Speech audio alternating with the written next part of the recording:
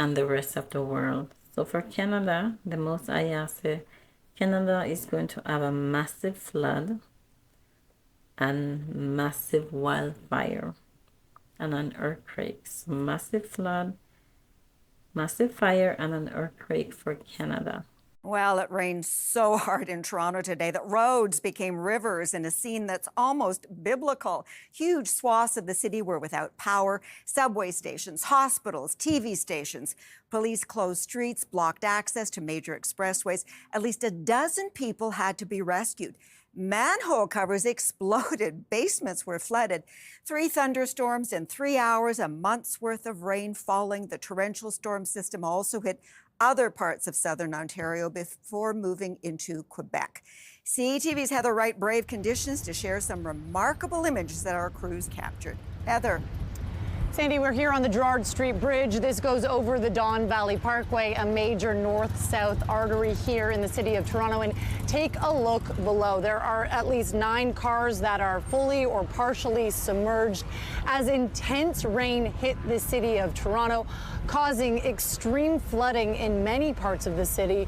One woman who was actually stuck in the DVP below us says she was trying to take her mom to the hospital when the nearby Don River began to overflow its banks. Here's what she had to say.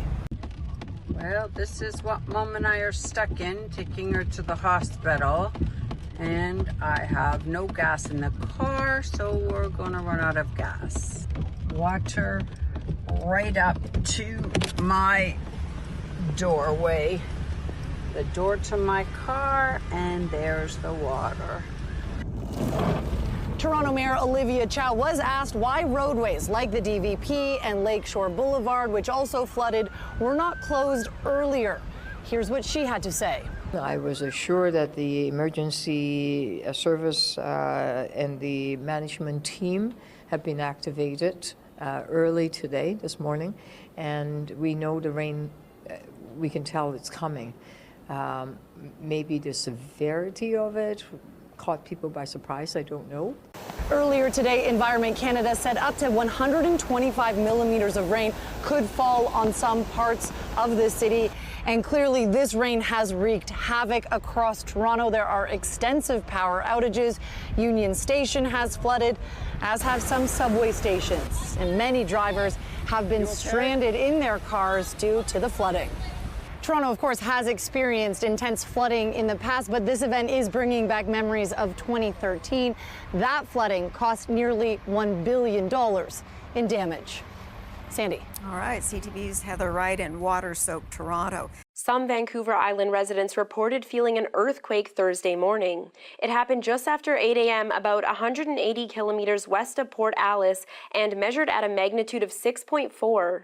It's one of a dozen earthquakes that have been detected in BC waters since the start of July, ranging between 3.9 and 6. Earthquakes Canada says a swarm of earthquakes like what we are currently seeing is not unusual in this area and happens about once a year. It says earthquakes are expected over the next few weeks, but none should exceed the 6.4 on Thursday morning.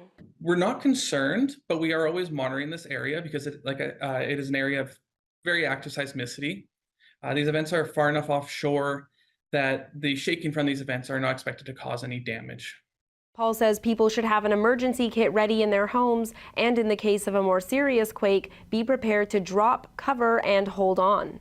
Michelle Gomez, CBC News, Vancouver.